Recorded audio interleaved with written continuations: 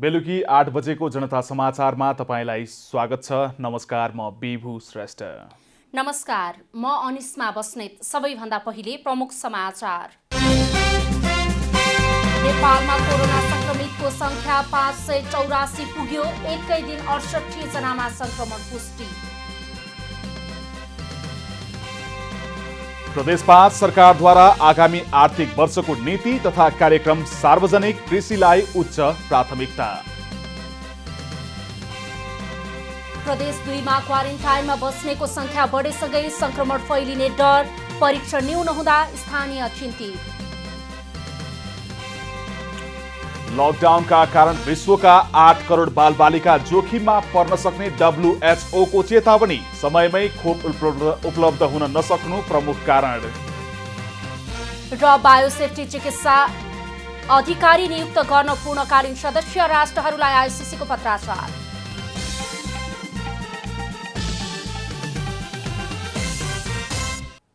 अब पूरा समाचार। शनिबार एकै दिन 68 जनामा कोरोना भाइरसको संक्रमण पुष्टि भएको छ। यो सँगै संक्रमितको संख्या 584 जना पुगेको हो। हालसम्म 3 जनाको मृत्यु भएको छ भने 79 जना उपचारपछि घर फर्किएका छन्।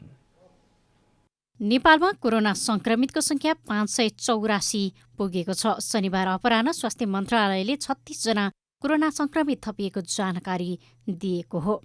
यसअघि बिहान मन्त्रालयले विज्ञप्ति मार्फत 32 जनामा कोरोना संक्रमण पुष्टि भएको जानकारी दिएको थियो। राप्ती स्वास्थ्य विज्ञान प्रतिष्ठानमा गरेको परीक्षणमा बाँकेको नरैनापुरका 27 जनामा कोरोना पोजिटिभ देखिएको हो। नरैनापुरको मदरसाका 17 देखि 32 वर्ष उमेर समूहका 6 जना, नरैनापुर 3 राष्ट्रिय प्राविधिक गलीमा गरिएको नमुना सङ्कलनमा 16 देखि 32 वर्ष उमेर समूहका 15 जनामा पोजिटिभ देखिएको हो।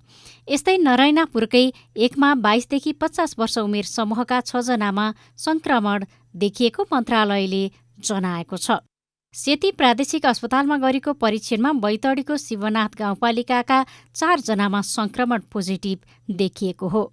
20 वर्षका 2 जना, 22 र 27 वर्षीय पुरुषमा संक्रमण देखिएको हो। यसैगरी कोशी अस्पतालमा उपचाररत झापाका 33 वर्षीय पुरुषमा पनि संक्रमण देखिएको छ। सुर्खेतमा 2 पुरुष र 1 महिला गरी 3 जनामा र बर्दियामा 19 वर्षीय पुरुषमा संक्रमण देखिएको हो। आजसम्म पीसीआर विधिबाट गरिएका परीक्षणहरूको संख्या 45,957 पुगेको छ। त्यसैगरी आरडीटी विधिबाट गरिएका परीक्षणहरूको संख्या 86,235 पुगेको छ। गत 24 घण्टामा मात्र पीसीआरबाट गरिएका परीक्षणहरूको संख्या 3,494 र आरडीटी विधिबाट गरिएका परीक्षणहरूको संख्या 4,119 रहेको छ। शनिबार बिहान थपेका 32 संक्रमित भने कपिलवस्तु, सर्लाही, बारा, काठमाडौँ, रूपन्देही र चितवनका रहेका छन्। कपिलवस्तुको बाणगङ्गा नगरपालिकामा 17 देखि 42 वर्ष उमेर समूहका 7 पुरुष र 27 वर्षीय 1 महिला गरी 8 जनामा संक्रमण देखिएको हो। सर्लाही गडैताका 18 वर्षदेखि 35 वर्ष उमेर समूहका 13 पुरुषमा पनि कोरोना पोजिटिभ देखिएको हो। बाराको करैयामाईमा 37 वर्षीय महिला र काठमाडौँमा 35 वर्षीय पुरुषमा कोरोना संक्रमण पुष्टि भएको छ। उनीहरूको राष्ट्रिय जनस्वास्थ्य प्रयोगशाला काठमाडौँमा परीक्षण गरिएको हो। यसैगरी प्रादेशिक जनस्वास्थ्य प्रयोगशाला भैरहवामा गरिएको परीक्षणमा रूपन्देहीको गैरहवा र रोहिणी गाउँपालिकाका 20 देखि 50 वर्ष उमेर समूहका 8 पुरुषमा कोरोना पुष्टि भएको छ। भरतपुर प्रयोगशालामा गरिएको परीक्षणमा चितवन भरतपुर 6 का 52 वर्षीय पुरुषमा पनि कोरोना संक्रमण पुष्टि भएको हो। हालसम्म संक्रमित जिल्ला 40, जसमध्ये प्रदेश नम्बर 1 मा 86, प्रदेश नम्बर 2 मा 172, बागमती प्रदेशमा 32, गण्डकी प्रदेशमा 5, प्रदेश नम्बर 5 मा 271, कर्णाली प्रदेशमा 1 जना, सुदूरपश्चिम प्रदेशमा 14 जना गरी जम्मा 581। अहिले थप सुर्खेतमा देखिएको उहाँहरूको ठेगानासहितको विवरण आएपछि यसमा थप हुनेछ र कुल संख्या 584 पुगेको छ। शनिबारसम्म पीसीआर विधिबाट 45,957 जनाको नमुना परीक्षण भएको छ। पछिल्लो 24 घण्टामा 3,494 वटा नमुना परीक्षण PCR विधिबाट र 4119वटा परीक्षण आरडीटी विधिबाट भएका छन्। देशभर 32,587 जना क्वारेन्टाइनमा रहेका छन्।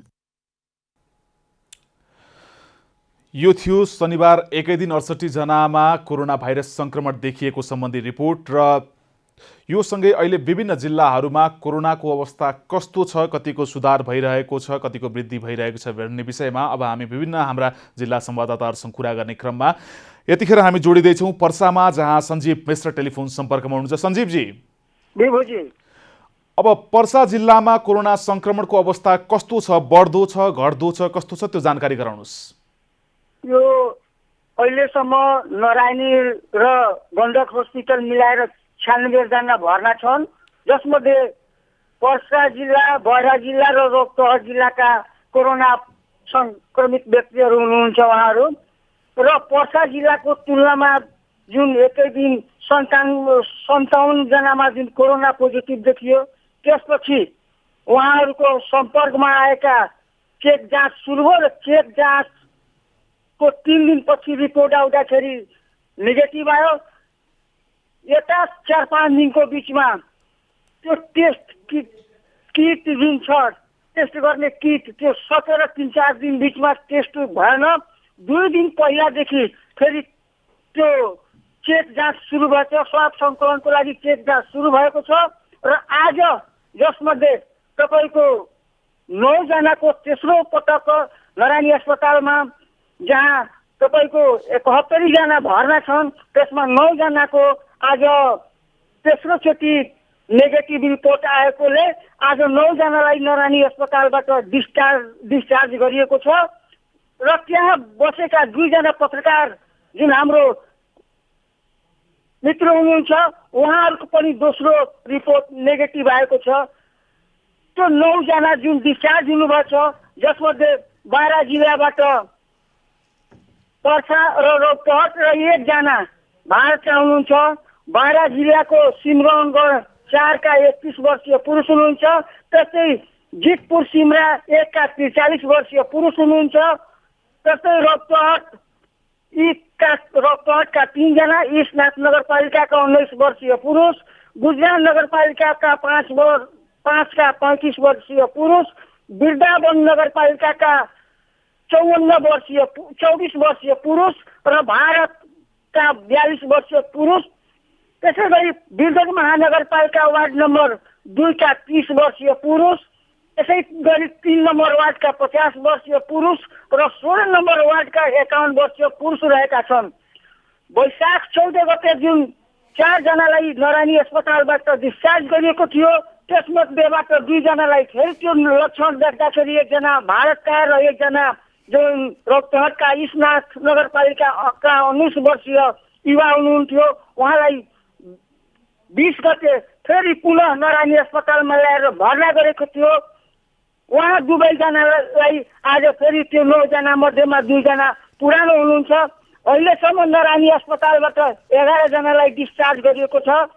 त्यसै गरी जुन सिद्धार्थ स्कुलमा मिनी आइसोलेसन जुन वार्ड बनाइएको थियो, त्यहाँ भएका 25 जना कोरोना पोजिटिभ व्यक्तिहरूलाई गण्डक हस्पिटलमा सारिएको छ, जुन नारायणी अस्पतालको यो बुझियो सञ्जीवजी, यो बुझियो। अब जस्तो संख्या दिनानुदिन बढिरहँदाखेरि त्यहाँनिर आइसोलेसन अथवा क्वारेन्टाइनको केही समस्या हुन सक्छ कि सक्दैन, यसलाई छोटकरीमा मात्रै जानकारी गराउनुहोस् त।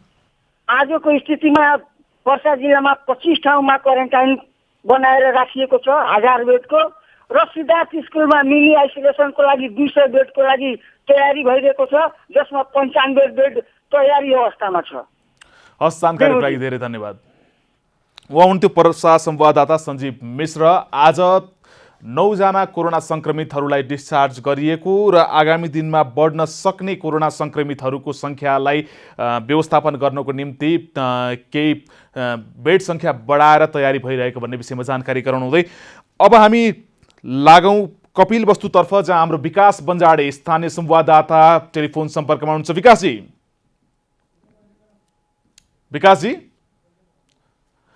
विकासी जस्तो कपिल वस्तुमा पनि लकडाउन पछि त्यहाँ संक्रमण बढ्यो भनेर स्थानीय प्रशासनले सिल गरेको थियो। त्यसपछि को अवस्था के छ, आजको ताजा अवस्था के छ, त्यो विषयमा जानकारी गराउनुहोस्। यहाँले भने जस्तै लकडाउन पछि उच्च संक्रमण भएपछि कपिल वस्तुलाई पुनः यो जेठ 20 गतेसम्म सिल गरिएको हो। अनि आजको ताजा अपडेटमा आज हिजो मात्र 70 जना थिए भने आज 7 जना थपिएर 77 जना पुग्नु भएको छ संक्रमितहरू कोरोना संक्रमितको। र उहाँहरूलाई अब 13 जना आइसोलेसनमा हुनुहुन्छ, आइसोलेसनमा। उहाँहरूलाई जिल्लाको विभिन्न ठाउँमा उच्च सतर्कता अपनाएर राख्ने काम भइरहेछ। जस्तो हामी सुरुमा कपिल वस्तुमा कोरोना संक्रमित भेटियो भन्ने बित्तिकै अलिकति भयावहको अवस्था थियो। अहिले त्यो अवस्था चाहिँ अलिकति निर्मूल हुँदै गएको हो, जनतामा अलिकति त्यो त्रासबाट अब अलिक कम हुँदै गएको हो कपिल वस्तु जिल्लामा। यसमा दुईटा पाटो छ। जस्तो एउटा चेतना भएका र नभएकाहरू बिच, कोही चेतना भएकाहरू पनि आशंका गर्ने, कोही नभएका पनि गाउँमा जस्तो दक्षिण र उत्तर छ यो जिल्ला हैन, खास गरी तराईका 22 जिल्लाहरू त्यस्तो छ। उहाँहरूमा अहिले के देखिएको छ भने कसैले एकले अर्कालाई अविश्वास गर्ने त्यस्तो छ। तर यो के हो भने यसलाई आत्मविश्वास, आत्मबल बढेर जान्छ। कसैले कसैलाई शङ्का गर्नुभन्दा पनि सुरक्षित रहने, सुरक्षित बनाउने र लकडाउन र यो जो सिल गरिएको छ त्यसलाई पूर्ण पालना गरियो भने योबाट सबैभन्दा पहिलो माध्यम यही हो। यही कुरा कोही जनचेतना नभएर मानिसमा थोरै संक्रमण बढेको, खास गरी यो तराईको जिल्ला भयो। भारतबाट मैले यस अगाडिको हाम्रो प्रत्येक बुलेटिन अथवा रिपोर्टिङमा पनि यहाँहरू मार्फत मैले हाम्रा श्रोतालाई जानकारी गराएको छु कि खास गरी हामी कसरी बाँच्ने र कसरी बचाउने भन्ने कुरामा अलिकति सचेतना अपनाइयो भने यो कोरोना खासै त्यति ठुलो होइन। तर हेल्थ चेकराइ गरियो भने त्यसले भयावह लिन्छ। हामी मानव जाति आफैले कोरोनाको संक्रमणलाई भयावहको रूपमा बनाइरहेको त हो नि, हैन?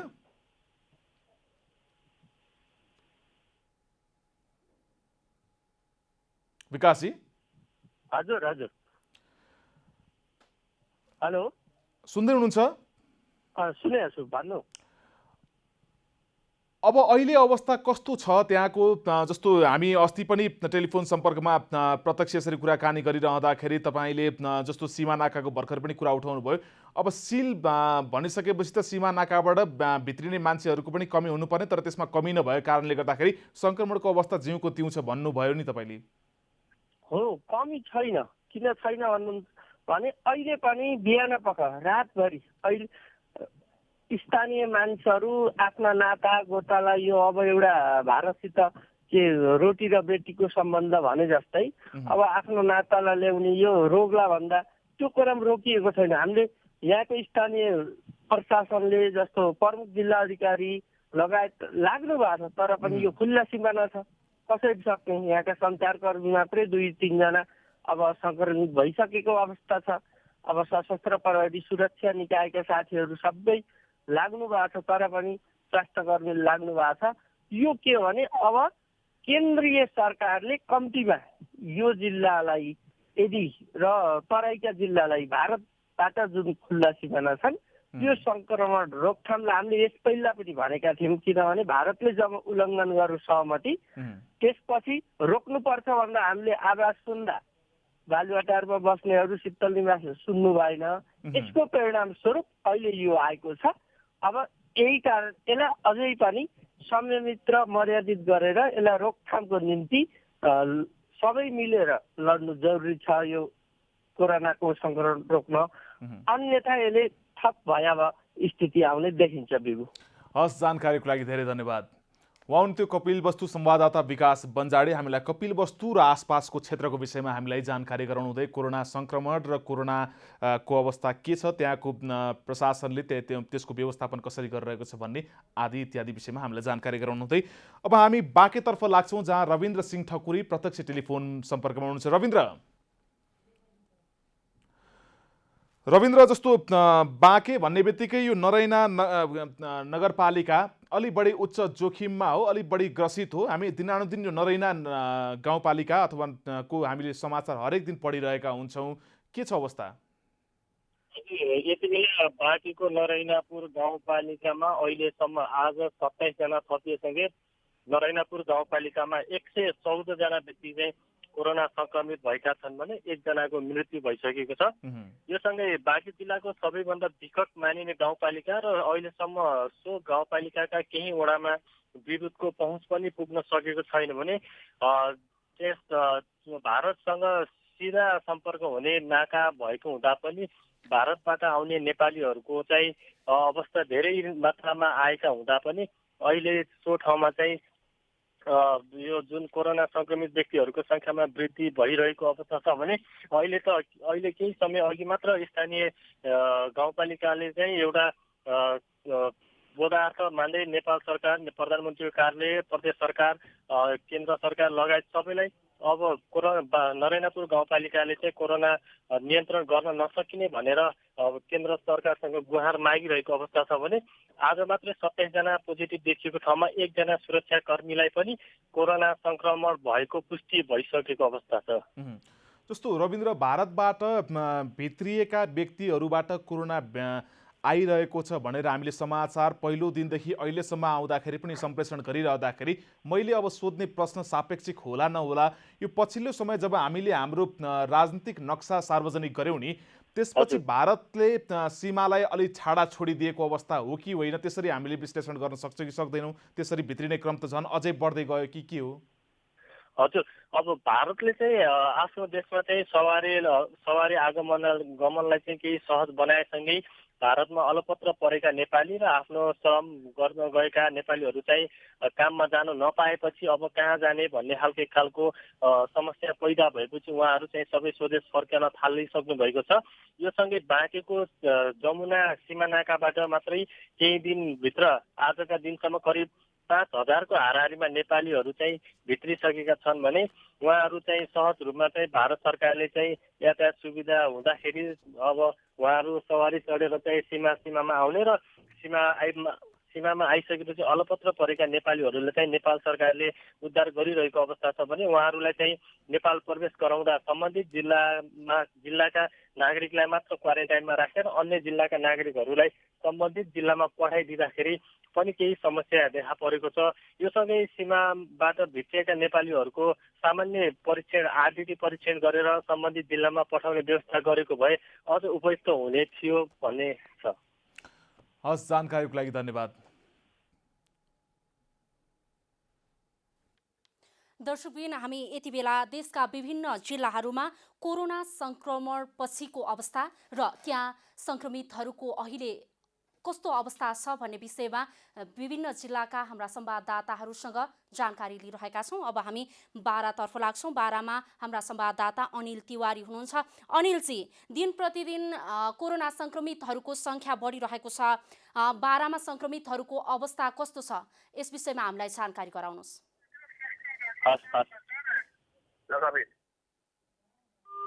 हेलो अनिलजी, हजुर, अहिले दिन प्रतिदिन संक्रमितहरूको संख्या बढिरहेको छ। बारामा संक्रमितहरूको अवस्था कस्तो छ, हामीलाई जानकारी गराउनुहोस्। पछिल्लो समय बारामा पनि संक्रमितको संख्या एउटा दुईटा गरी बढिरहेको अवस्था नै छ। खास गरी एउटा ठुलो मात्रामा पर्सा जिल्लामा जुन कोभिड-19 कोरोनाको संक्रमितहरू बढेको अवस्थामा त्यसको नजिक छिमेकी जिल्ला बारा जुन कि प्रत्यक्ष रूपमा प्रभावित हुने जिल्ला हो, यहाँ पनि त्यसै गरी बढिरहेको छ। र अहिले आजसम्मको जानकारी अनुसार बारा जिल्लामा अहिलेसम्म 9 जनालाई आइसोलेसनमा राखेर उपचार गराइरहेको छ भने 12 जना संक्रमित यहाँ हुनुहुन्छ, जसलाई अरूलाई नारायणी उपक्षेत्रीय अस्पताल बिरगञ्जमा लगिएको छ र 591 जनालाई क्वारेन्टाइनमा राखेर उपचार गरिरहेको अवस्था छ। जस्तो यो क्वारेन्टाइन र आइसोलेसनको कुरा गरिराख्दा विभिन्न जिल्लाहरूमा चाहिँ क्वारेन्टाइन अनि आइसोलेसन चाहिँ व्यवस्थित नभएको भन्ने गुनासाहरू आइरहेका छन्। बारामा चाहिँ के छ? बाह्रमा पनि समस्या त्यही छ। अरू जिल्ला जस्तै यहाँ पनि खास गरी आइसोलेसन त बनाइन्छ, क्वारेन्टाइन बनाइन्छ, तर क्वारेन्टाइनमा जुन बस्ने व्यक्तिहरू हुन्छ उहाँहरूलाई जुन दिनुपर्ने खाना, जुन बस्नलाई दिनुपर्ने सुविधाहरू त्यो सबै पाइरहेको छैन। हाम्रै सञ्चारकर्मी पनि कलैया अस्पतालमा एकजना सङ्क्रमित भएर बसिरहनु भएको छ। हिजो उहाँसँग कुराकानी गर्दा पनि खाना पनि त्यति राम्रो नभएको, सरसफाइको मुख्य कमी पनि देखिएको, जुन सरसफाइबाटै नियन्त्रण गर्न सक्ने यो रोग र जसको प्रत्यक्ष कमी देखिन्छ। कारण के भन्दा कोरोना सर्छ कि भनेर त्यहाँ सरसफाइ गर्न नजाने वातावरण पनि सिर्जना भएको छ। यी समस्याहरू यहाँ पनि रहेको पाइन्छ। जस्तो अहिले सङ्क्रमितहरूको सङ्ख्या बढिरहेको छ, यो क्रममा त्यहाँनिर परीक्षणको दायरा कसरी अगाडि बढाइँदैछ, परीक्षणका लागि आवश्यक स्वास्थ्य सामग्रीहरूको पर्याप्तता कस्तो छ, यो विषयमा पनि जानकारी गराउनुहोस् न। खास गरी सङ्क्रमित जो हुनुहुन्छ उहाँहरूसँग नजिक भएको, उहाँहरूको सम्पर्कमा आएका जो व्यक्तिहरू हुनुहुन्छ उहाँहरूलाई र शङ्का लागेर राखिएको व्यक्तिहरू हुनुहुन्छ उहाँहरूलाई, जस्तै अहिले भारतसँग सिमाना जोडिएको 12 जिल्ला भएको कारणले गर्दा पनि भारतले उताबाट जुन नेपालीहरू त्यहाँ बोर्डरमा आएर बसिरहनु भएको छ उहाँहरूलाई छोडिदिइरहेको अवस्था छ उताबाट। त्यसपछि हाम्रो नेपाल प्रहरीले जुन नेपालमा प्रवेश गरेका भारतीय नेपालीहरू जुन भारतबाट आएका छन् तिनीहरूलाई क्वारेन्टाइनमा लगेर राख्ने र त्यसको चेकजाँच गर्ने काम पनि भइरहेको जानकारी आएको छ। त्यही अनुसार जो सङ्क्रमित छ, जो अन्य ठाउँबाट आएको छ र सङ्क्रमितको सम्पर्कमा जो छ उहाँहरूलाई खास गरी जुन टेस्ट गर्नुपर्ने छ त्यो टेस्ट गरिएको छ। अरूलाई टेस्ट गर्ने खास त्यस्तो कुनै पनि अभियान सञ्चालन गरिएको छैन। जस्तो सीमा नाकामा अलपत्र परेका नेपालीहरू आइरहेको भन्नुभयो यहाँले, अझै नेपालीहरू सीमा नाकामा अलपत्र हुनुहुन्छ कि के छ, यसबारेमा जानकारी गराउनुहोस्। यहाँ खासै अलपत्र हाम्रो जिल्ला 12 जिल्लामा चाहिँ ठुलो बोर्डर एरिया भए पनि बोर्डर जुन आगमन हुने मुख्य द्वार चाहिँ नभएको कारणले गर्दा, त्यस्तो ठुलो भन्सार नभएको कारणले गर्दा त्यस्तो भिडभाड यहाँ हुने गर्दैन। तर कथम पैदल यात्रीहरू जो कि आफ्नो घर आउनलाई विभिन्न नाका भएर, सानसानो नाका भएर भित्रिने अवस्था छ, त्यसलाई व्यवस्थित गर्नको लागि नेपाल प्रहरीले अब भारतीय प्रहरीले छोडिदिएर उनीहरू सुटुक्क कतैबाट छिरेर घर जानुभन्दा व्यवस्थित रूपमा उहाँहरूलाई लिएर क्वारेन्टाइनमा राख्न सकियो भने सङ्क्रमणलाई नियन्त्रण गर्न सकिन्छ भन्ने किसिमले त्यो छोडिदिएका व्यक्तिहरूलाई आफ्नै पोस्टबाट प्रहरीहरूको सहायताले क्वारेन्टाइनसम्म पुर्याउने कामहरू भइरहेको छ। त्यस्तो त्यहाँ भन्सारमा बोर्डरमा आएर अव्यवस्थित रूपमा बसेको चाहिँ यहाँ खासै देखिँदैन। हस्, जानकारीका लागि यहाँलाई धेरै धेरै धन्यवाद। उहाँ हुनुहुन्थ्यो हाम्रा बारा संवाददाता अनिल तिवारी। बारामा अहिले 9 जना आइसोलेसनमा उपचाररत रहेका छन्, त्यस्तै सङ्क्रमितको सङ्ख्या 12 जना पुगेको छ। आज देश स्वास्थ्य मन्त्रालयका अनुसार देशभर 584 जना कोरोना भाइरस सङ्क्रमितहरूको पुष्टि भएको छ। हामी जनता समाचारमा छौँ। अब थप समाचार। प्रदेश नम्बर 5 सरकारले आर्थिक वर्ष 2077-78 को नीति तथा कार्यक्रम सार्वजनिक गरेको छ।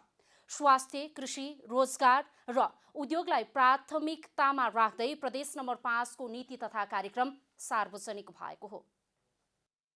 प्रदेश नम्बर 5 सरकारले आर्थिक वर्ष 2077-78 को नीति कार्यक्रम सार्वजनिक गरेको छ।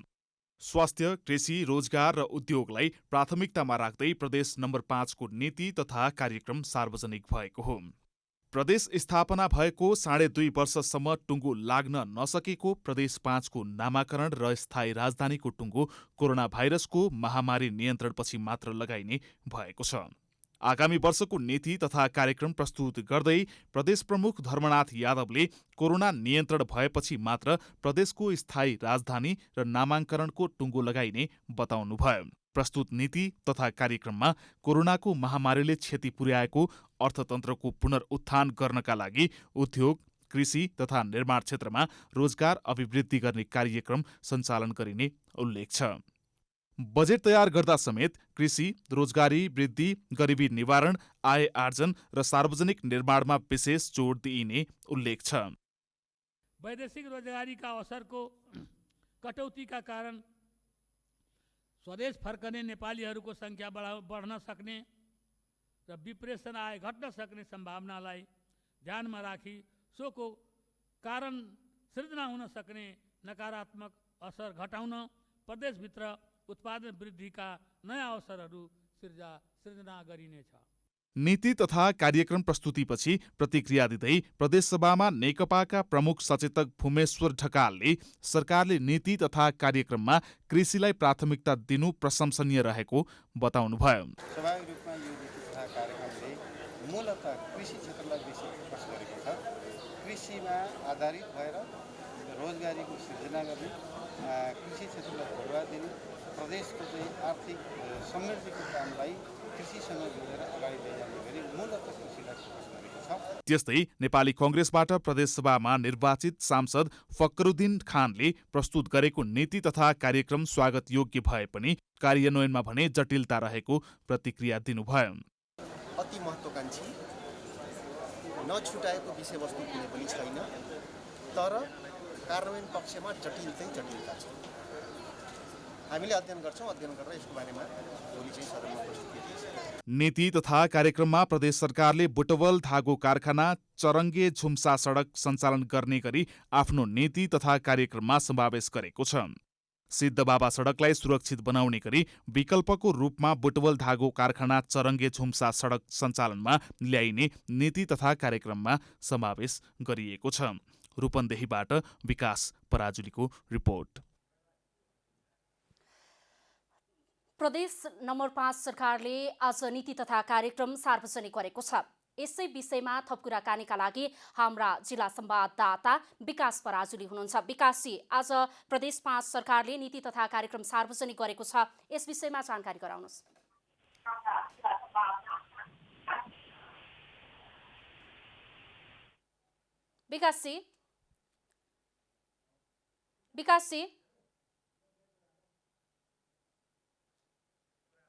विकासजी हामीलाई सुन्दै हुनुहुन्छ?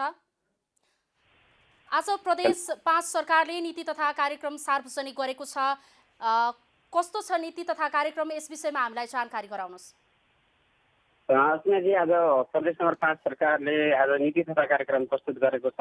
अघिल्लो वर्षको तुलनामा यस वर्षको नीति तथा कार्यक्रम यो अवस्थाका कारण पनि अलिक फरक देखिएको छ।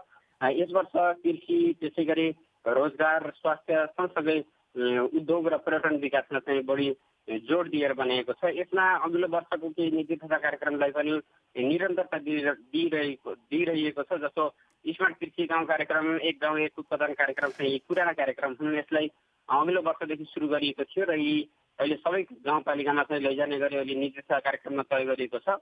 यसपटक पूर्वाधारको विकासलाई अलिकति केही खुम्चाएको जस्तो देखिन्छ। पूर्वाधार विकासका योजनाहरू भन्दा अहिलेको समयमा जो यो कोरोना न्यूनीकरणपछि जो विदेशबाट फर्कनेहरू युवा हुन्छन्, उनीहरू लक्षित गरी कार्यक्रम कृषिमा अलिक बढी तान्दाखेरि चाहिँ अरू अन्यत्र भएका कार्यक्रमहरूलाई चाहिँ छोटाएको जस्तो चाहिँ नीति तथा कार्यक्रममा चाहिँ देखिएको छ। जस्तो विकासजी, अहिले कोरोना महामारी छ, यसलाई मध्यनजर गर्दै कस्ता खालका प्याकेजहरू नीति तथा कार्यक्रममा समावेश गरिएका छन्, यो विषयमा नि जानकारी गराउनुहोस्। म तपाईँको आवाज एकदम कम सुनेको छु।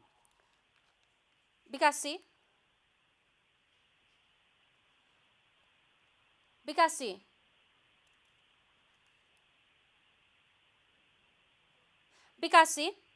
हजुर अहिले कोरोनाको महामारी छ, अहिले यो प्रदेश 5 सरकारले यही बेला नीति तथा कार्यक्रम सार्वजनिक गरेको छ।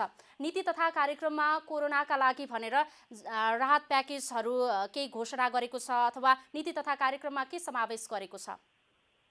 राहत प्याकेज भनेर त्यसरी राहत प्याकेजै कार्यक्रम भनेर चाहिँ गरेको छैन। जस्तो अहिलेको अवस्थामा चाहिँ यो स्वदेशी श्रम, स्वदेशी पसिनाको नीति अनुरूप गरेर चाहिँ कृषि क्षेत्रको उत्पादन र उत्पादकको वृद्धिका लागि चाहिँ कार्यक्रम गरेको छ। जो कृषि अनुदान थियो तिनीलाई चाहिँ विश्वसनीय बनाउने र अघि मैले भने तपाईँलाई स्मार्ट कृषि गाउँ कार्यक्रम सबै स्थानीय तहमा चाहिँ विस्तार गर्नेछ। जस्तो वैदेशिक रोजगारबाट फर्कनेहरूलाई साना तथा घरेलु उद्यम प्रवर्धनमा चाहिँ लगानी परिचालन गर्न, कृषि क्षेत्रको उत्पादन र उत्पादकको र रोजगारी वृद्धि गर्ने गरी चाहिँ स्रोतको परिचालन गर्ने पनि अहिलेको नीति तथा कार्यक्रममा छ। र अहिलेको जो राजस्वको बाँडफाँड, राजस्वलाई चाहिँ कसरी वृद्धि गर्न सकिन्छ भनेर चाहिँ राजस्वका स्रोतहरू पनि खोजी गर्ने पनि अहिलेको नीति तथा कार्यक्रमले चाहिँ बताइरहेको छ। जस्तो अहिले कोरोनाका कारण रूपन्देहीमा सङ्क्रमितहरूको अवस्था कस्तो छ, अनि आइसोलेसनमा कति उपचाररत हुनुहुन्छ, त्यस्तै क्वारेन्टाइनमा कति हुनुहुन्छ, अनि उपचाररत व्यक्तिहरूको अवस्था कस्तो छ, यी विषयमा हामीलाई जानकारी गराउनुहोस्। पक्कै पनि प्रदेश नम्बर 5 को रूपन्देहीमा पनि पछिल्लो क्रममा चाहिँ कोरोना सङ्क्रमितको सङ्ख्या चाहिँ बढ्दै गएको छ। आज मात्रै रूपन्देहीमा 11 जनामा चाहिँ कोरोना सङ्क्रमित बढिरहेका छन् र यो सँगै 40 जनामा चाहिँ कोरोना सङ्क्रमण पुष्टि भइसकेको छ जिल्लामा। र तपाईँलाई भर्खर मात्र जानकारी गराउँ, भर्खर मात्र रूपन्देहीको धागोकाथन स्थित कोरोना विशेष अस्पतालबाट कपिलवस्तुका 10 जना चाहिँ निको भएर घर फर्किसकेका छन्। उनीहरूको लगातार 2 पटकसम्म कोरोना पोजिटिभ आइसकेपछि उनी 10 जना चाहिँ आज साँझ मात्रै उनीहरू कपिलवस्तु घर फर्काइएको छ र साँझ मात्रै रूपन्देही स्थित प्रदेश जनस्वास्थ्य प्रयोगशालामा गरिएको परीक्षणमा चाहिँ प्रदेश नम्बर 5 का 7 जनाको कोरोना पोजिटिभ आएको थियो, जसमध्ये रूपन्देहीका 3 जना, कपिलवस्तुका 3 जना र मदाने गाउँपालिका गुल्मीका 1 जना कोरोना सङ्क्रमित पुष्टि भएको खबर प्राप्त छ। गुल्मी मदानेको जुन पुष्टि भएको हुनुहुन्छ उहाँ चाहिँ यसअघि मृत्यु हुनुभएको सम्पर्कमै भएको व्यक्ति भनेर चाहिँ प्रदेश जनस्वास्थ्य प्रयोगशालाका निमित्त डाक्टर प्रमुख डाक्टर राजेन्द्र गिरीले जानकारी दिनुभएको छ। जस्तो रूपन्देहीमा आज मात्रै विभिन्न नाकाबाट चाहिँ नेपालीहरू प्रवेश गरेको भन्ने समाचारहरू आएको छ, उहाँहरूलाई कसरी व्यवस्थापन गरिएको छ, यो विषयमा पनि हामीलाई जानकारी गराउनुहोस्। पक्कै पनि स्थानीय प्रशासनले यसअघि पनि विभिन्न पहल कदमीहरू गरेको थियो र नीति निर्णय नै गरेर सीमावर्ती क्षेत्रमा रहेका नेपालीहरूलाई चाहिँ नेपाल प्रवेश गराएर सम्बन्धित स्थानीय तहको व्यवस्थापन गर्ने भन्ने जुन नीति अवलम्बन गरेको थियो, त्यसै गरी शुक्रबार राति र साँझ गरेर रातिको समयमा गरेर चाहिँ सीमाबाट 1185 जना नेपाल भित्राइएको छ, जुन रूपन्देही सहित अर्घाखाँची, गुल्मी, कपिलवस्तु, नवलपरासी, सर्लाही, बाँकेसम्म, झापासम्मका हुनुहुन्थ्यो। उहाँहरूमध्ये 430 जना चाहिँ रूपन्देहीको विभिन्न क्वारेन्टाइनमा राखेको छ भने अब बाँकीलाई चाहिँ सम्बन्धित स्थानीय पालिकालाई जिम्मा दिएर चाहिँ उहाँहरूलाई सम्बन्धित जिल्लामा पठाइएको अवस्था छ र हालसम्म रूपन्देहीका 16वटा स्थानीय तहमा रहेका क्वारेन्टाइनमा 52 जिल्लाका करिब 4000 भन्दा बढी क्वारेन्टाइनमा चाहिँ मानिसहरू रहेको अवस्था छ। हस्, जानकारीका लागि यहाँलाई धेरै धेरै धन्यवाद। उहाँ हुनुहुन्थ्यो हाम्रा रूपन्देही संवाददाता विकास पराजुली। रूपन्देहीमा 40 जना कोरोना भाइरस सङ्क्रमितहरू उपचाररत हुनुहुन्छ, जसमध्ये 10 जना निको भएर घर फर्किसक्नु भएको छ आज मात्रै। त्यस्तै 4000 बढी चाहिँ क्वारेन्टाइनमा हुनुहुन्छ। हामी जनता समाचारमा छौँ। अब थप समाचार। प्रदेश नम्बर 2 को महोत्तरी जिल्लामा स्थापना भएका क्वारेन्टाइनमा बस्नेको सङ्ख्या बढ्दै गए पनि परीक्षण न्यून हुँदा सङ्क्रमण थप फैलिने चिन्ता बढेको छ। प्रदेश 2 सरकारले सम्पूर्ण जिल्लालाई रेड जोन घोषणा गरेको छ। जिल्लाको सीमावर्ती स्थानीय तहको क्वारेन्टाइनमा बस्नेको सङ्ख्या बढे पनि परीक्षण भने सुस्त रहेको छ। स्थानीय तहले 10 गजामा अलपत्र परेका नेपाली नागरिकलाई उद्धार गर्न थालेपछि क्वारेन्टाइनमा बस्नेको सङ्ख्या बढेको हो।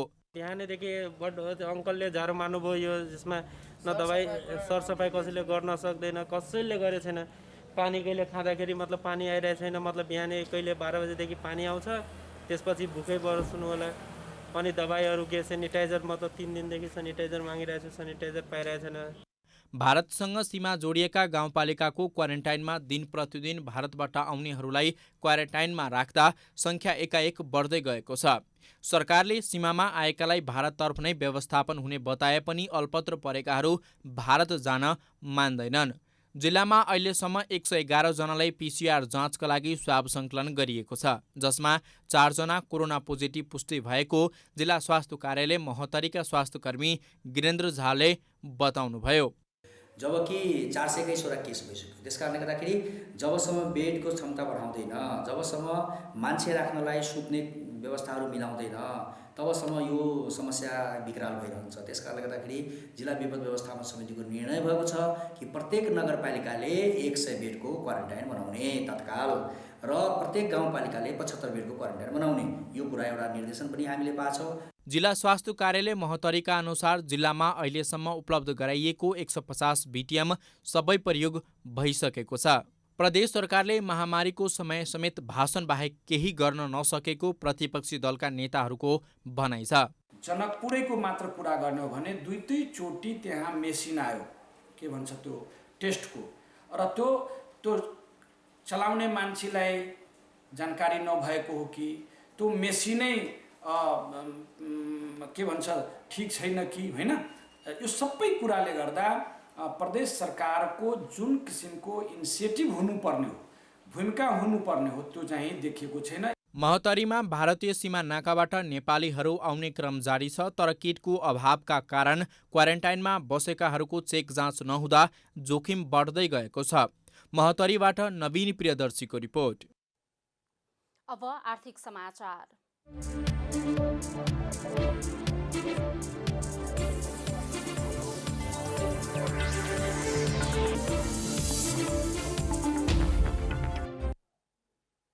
कर्मचारी सञ्चय कोषले कोरोना भाइरसका कारण सरकारले लागू गरेको लकडाउनसँगै बन्द रहेका कोषका सेवामध्ये हाललाई विशेष सापटी सेवा अनलाइन मार्फत लिन सकिने गरी सञ्चालन गर्ने भएको छ। कोरोनाका कारण गत चैत 11 गतेदेखि सरकारले लकडाउन लागू गरेसँगै कोषका सेवा बन्द गरिँदै आए पनि आइतबारदेखि अनलाइन मार्फत विशेष सापटी सेवा सञ्चालन गर्ने तयारी गरिएको कोषले विज्ञप्ति मार्फत जानकारी दिएको छ। लकडाउनका कारण यातायात र हिडडुलमा भएको असहज अवस्थालाई मध्यनजर गर्दै घर तथा कार्यालयमै बसेर सरल, सहज र प्रभावकारी रूपमा सेवा उपलब्ध गराउने उद्देश्य अनुरूप अनलाइन विशेष सापटी सेवा सुरु गरिएको हो। विज्ञप्तिमा भनिएको छ, हाललाई यो सेवा विशेष सापटी लिन योग्यता पुगेका र केवाइसी अपडेट गरेका सञ्चयकर्ताले प्राप्त गर्न सक्ने छन्। अब खेलकुद समाचार।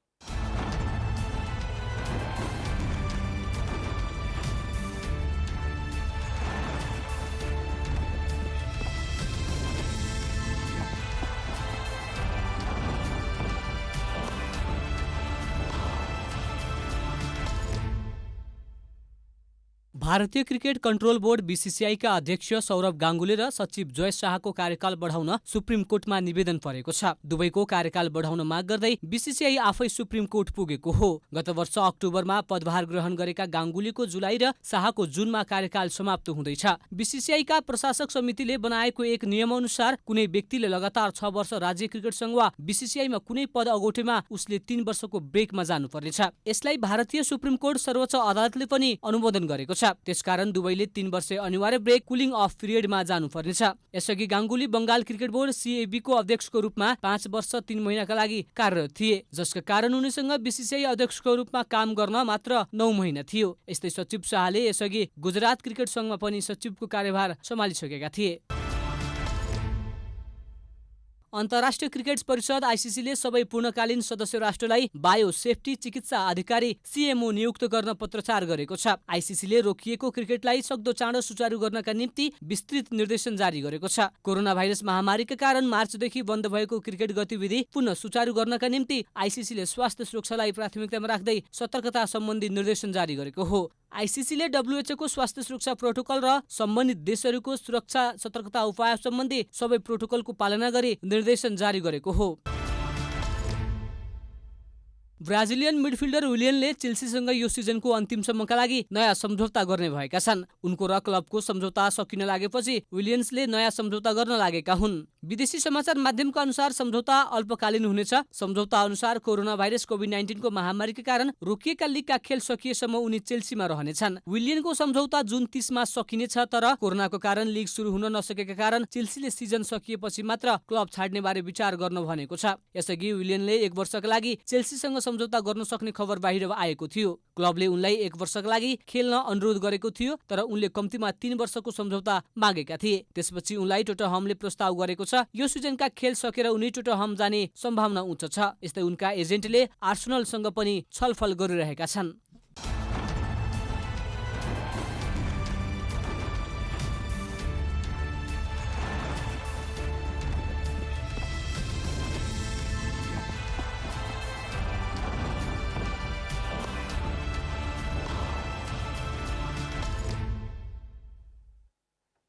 अब मौसम समाचार।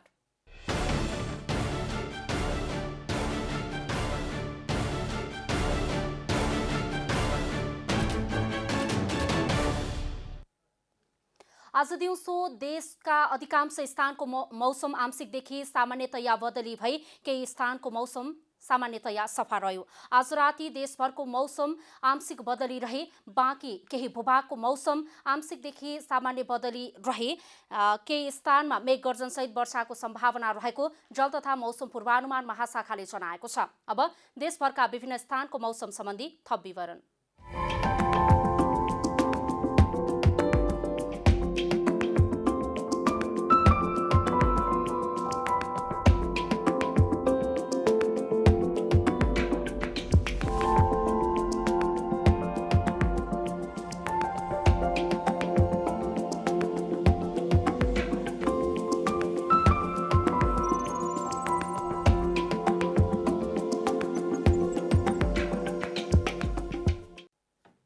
अन्त्यमा आजको डायरी।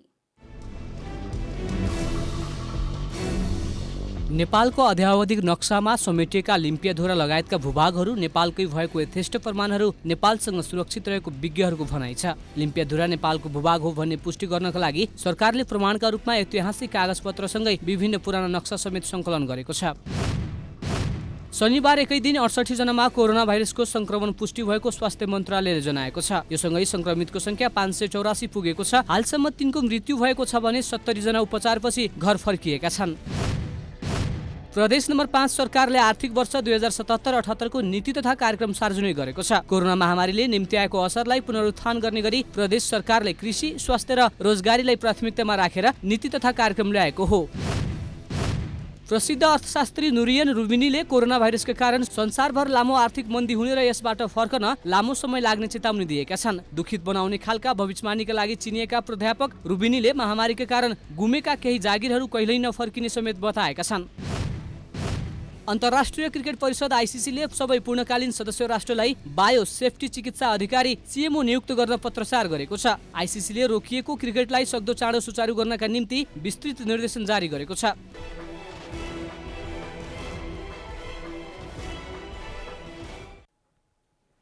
जनता समाचार अहिलेलाई यति नै। जनताद्वारा जनताका लागि प्रसारित जनता टेलिभिजनका कार्यक्रमहरू युट्युब, ट्विटर, फेसबुक र हाम्रो वेबसाइट जनतासमाचार.com मा पनि पढ्न र हेर्न सक्नुहुनेछ। सूचनामा तपाईको सहभागिता, समयमा समाचार हाम्रो प्रतिबद्धता। कोरोना भाइरसको संक्रमणबाट बच्न नियमित रूपमा हात धोऊ, भिडभाडबाट टाढै रहौं। नमस्कार।